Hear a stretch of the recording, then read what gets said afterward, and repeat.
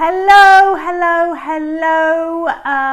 Wishing you a very happy and good evening from London. So I have a question for you today. Today we are talking about 5 top tips for your must-have daily habits if you want to go to bed feeling happy. And I say if you want to go to bed feeling happy because, in other words, how do you feel at the end of the day? Do you feel tired? Do you feel exhausted? Do you come home and think, oh my God, what a day, I'm glad to be home? Can you be bothered to cook yourself dinner? Can you be bothered to spend time with your kids? Do you get to do some exercise? Do you get to chill out and relax? Or do you just crawl into bed completely exhausted at the end of the day?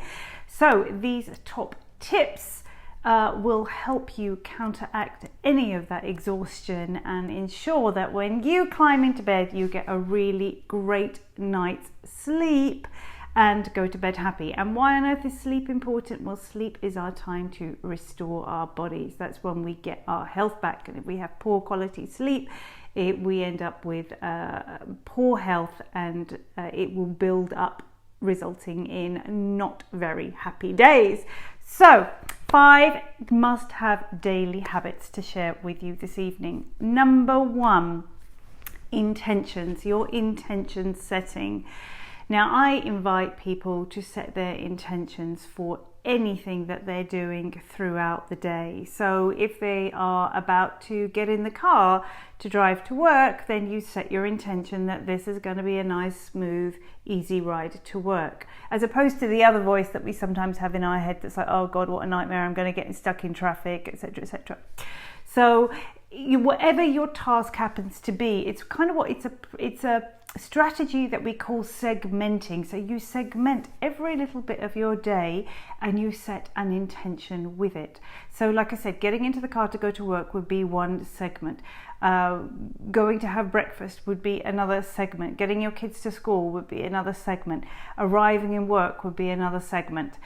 Maybe your morning, okay, you'd set the intention, my morning is going to run really smoothly, I'm going to race through all of the emails, and by the time I get to lunchtime, I'm going to end up having a really healthy meal.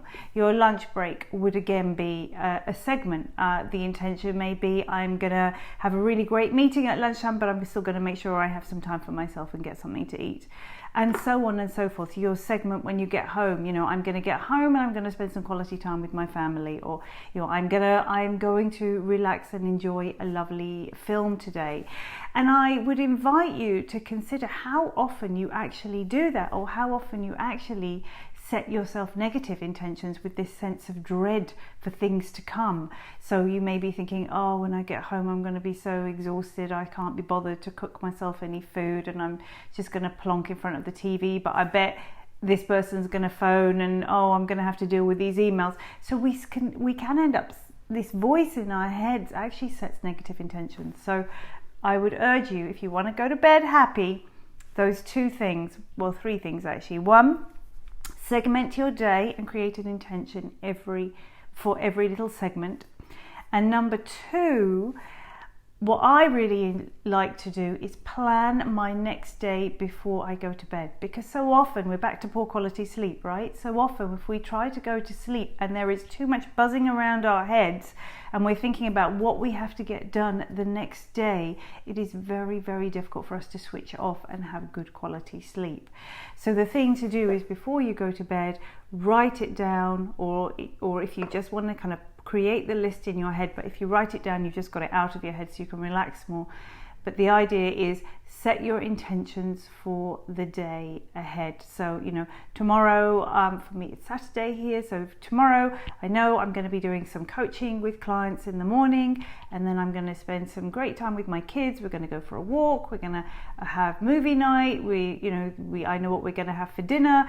So I've set the intentions, and the same thing for a work day when I've got so many things to do. So, a Wednesday for me, Tuesday night, I'd be setting an intention saying, okay, I've got some coaching clients, then in the afternoon I have to go and see some patients, then I've got a mastermind group, then I've got a meditate with dance class that I give, etc., etc., and I've just got it out of my head.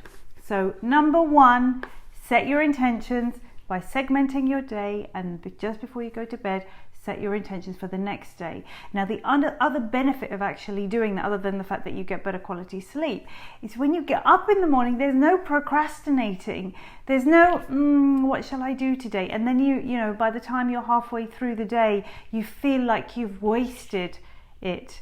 You feel like you've wasted half of the day because you haven't got on with the tasks. And so actually, by setting your intentions the night before, the minute you wake up, you know exactly what you're doing, you know exactly what the plan is, and you will be much more productive and be able to execute it much, much faster. So, daily habit number 1, must have to be able to go to bed happy, is intention setting in those 3 ways I've just discussed.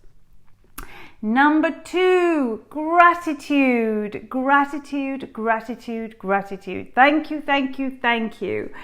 Now, this idea of gratitude is a very high resonating level of energy. If we think of that feeling of when we are in love, right? We feel so happy when we're in love, don't we? It's like a drug, you know. It's that it's just so exciting. It's almost obsessive.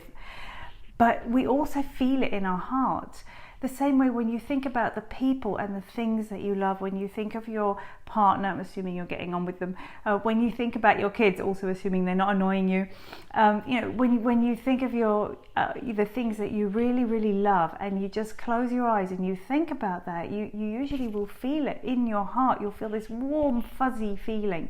So when we engage in gratitude, it is exactly like that. So can you imagine? I mean, the actual feeling of being in love only lasts for between 3 months and 2 years. You can switch it on just like this by feeling a sense of gratitude. Now, the other trick with gratitude is that when you are aiming, when you're trying to be grateful for something, you know, when you're focusing your mind on what it is you're grateful about, it also helps to draw so much into your life as well. Other than, you know, the most obvious basic explanation is you're focusing on the positive and you're focusing on what you have. But what I teach in my Meditate to Dance classes is also to engage in gratitude for things that you don't currently think that you have. So things that you want, but we're not thinking of it by things that we want, because if we thought we wanted them, then we'd be coming from a place of lack. It would seem as if we didn't have it, but that gets quite complicated, and I'll leave that for another video.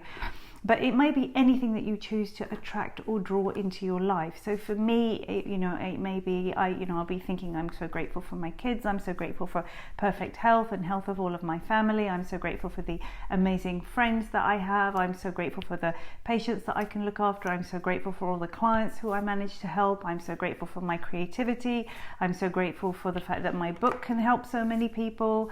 I'm so grateful for the lovely house that I live in. I'm so grateful for the food on the table. I'm so grateful for my bank balance. I'm so grateful for you watching this video.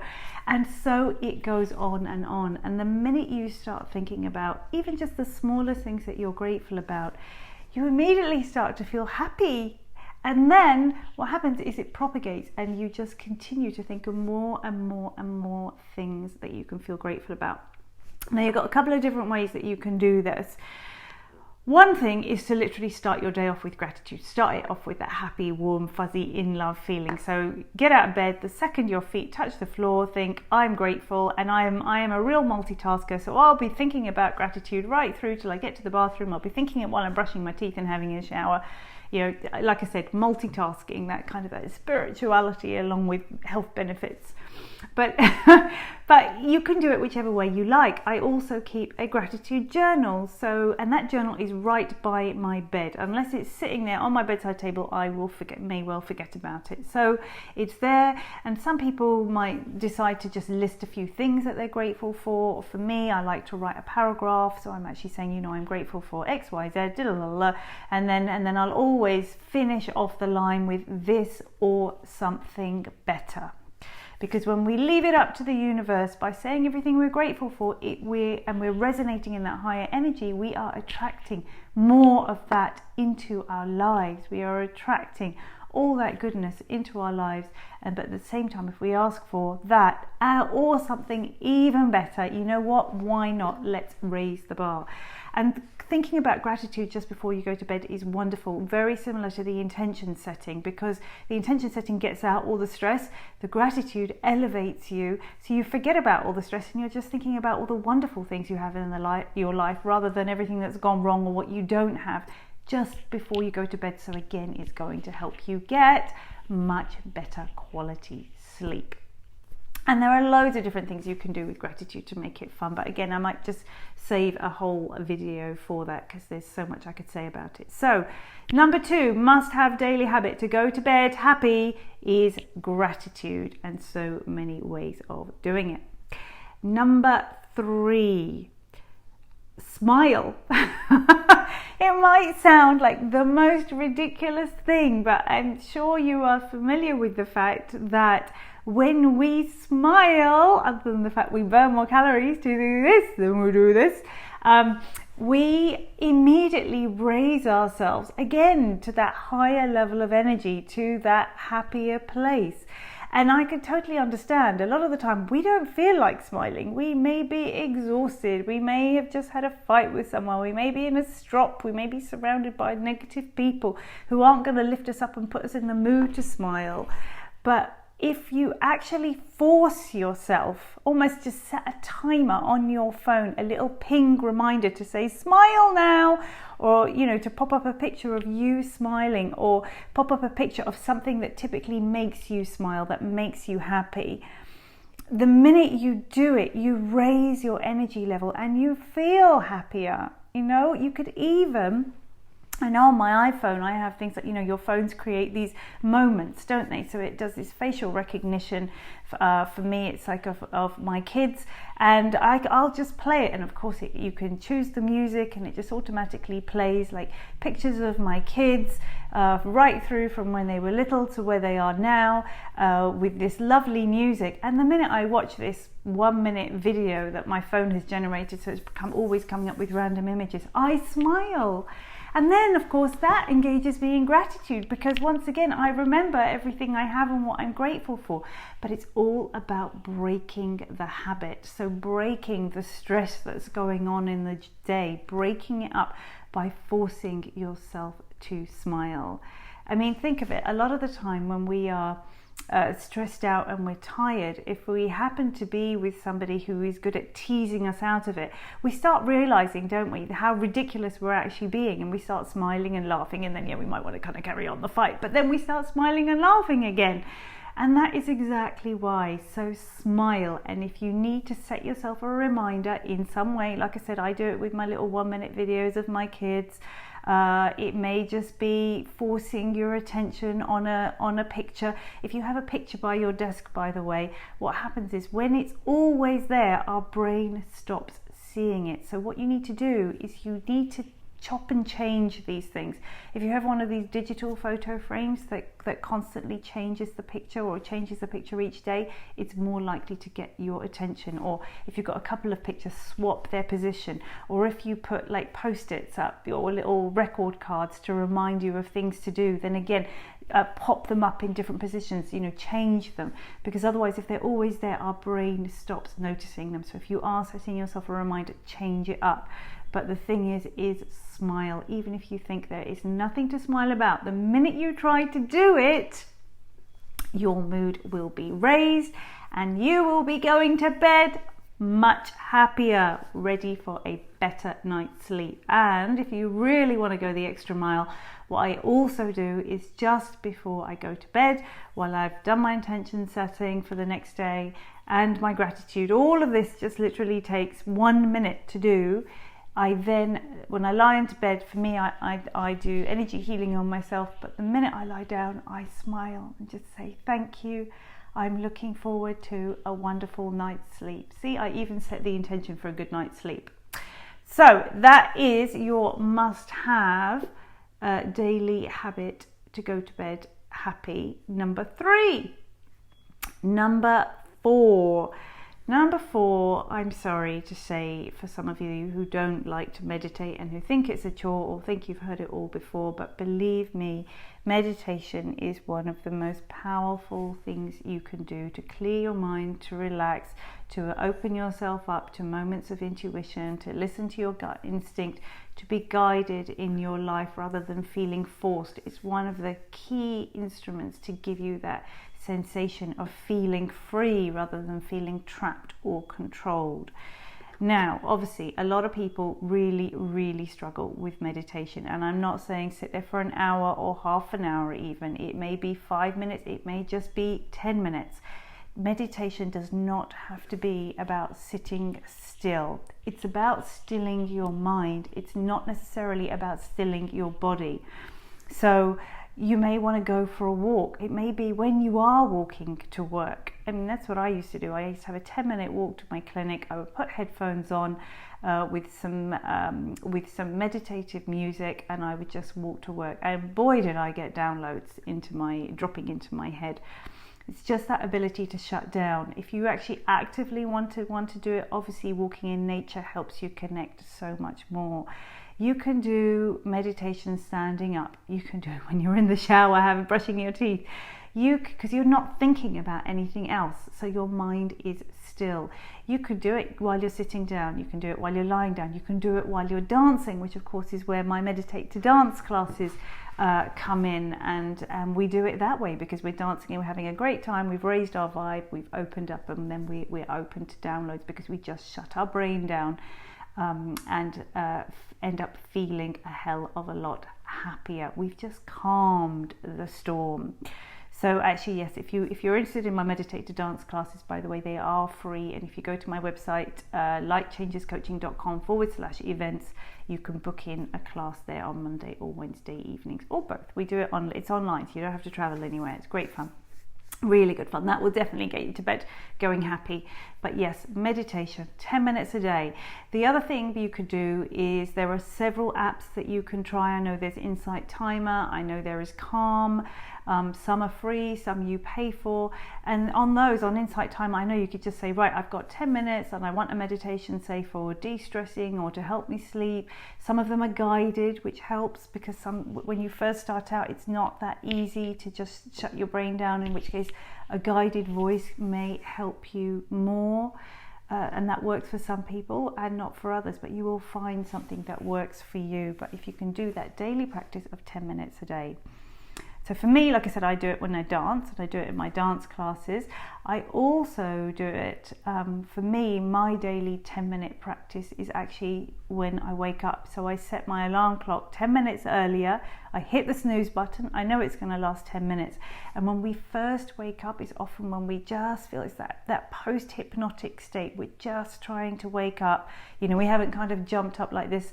And so the brain waves that we have are much more conducive to those drop-in moments. So it's a brilliant way to do it because, you know, you hit the snooze button, so you're half awake, half asleep.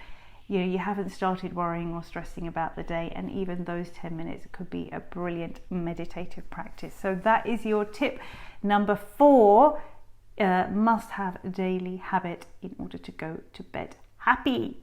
And number 5, my friends, number 5, we are not on this world just purely to look after ourselves, and what usually makes us happy is when we look after other people. So top tip number 5 is an act of kindness. Any act of kindness, anything. Now this could be tiny. This could literally be combining the smiling that I want you to do every day with smiling at somebody else. When you smile at someone else, when you make eye contact with them and smile at them, maybe you walk past them in the street or in the shop or anything like that, they, you know, most of the time they will smile back at you. If you were in England in the 80s, that may not have been the case. We used to smile at people and they used to think we were crazy. But now in London, you know what, we're a pretty friendly city nowadays. So actually just smile at somebody and the chances are they will smile back. Say thank you to someone. You know, when we have to make those phone calls and talk to customer service reps, say thank you and wish them a lovely day. Take it a step further and do something kind for somebody else. I don't know. phone someone up and check on them. Do somebody's shopping for them. Be kind to your kids, be kind to your spouse, be kind to your friends, be kind to a stranger. Do something that makes you, when you get to the end of the day, think, what did I do that was kind today? What did I do that improved the quality of life for somebody else? And believe me, when you can tap into that, no matter how tiny it is, you will feel so good about yourself. So even if you've had a rubbish day and you can't focus on anything good, but then you remember, oh, but I actually, you know what, I am a really good person. I was really kind to this person today in some form, no matter how tiny, it will make you feel better. So an act of kindness is your top tip number 5 to go to bed feeling happy. So that's it. That is your list. You want to feel happy come the end of the day. Intention setting. We've talked about exactly how.